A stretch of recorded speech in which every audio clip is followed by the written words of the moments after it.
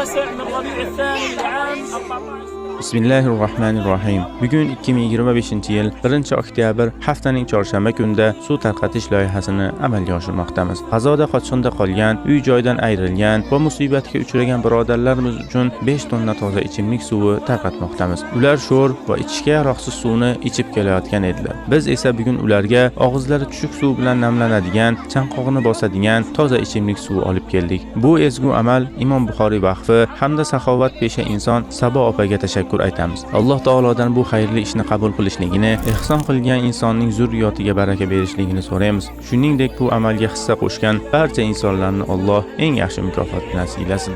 استحقها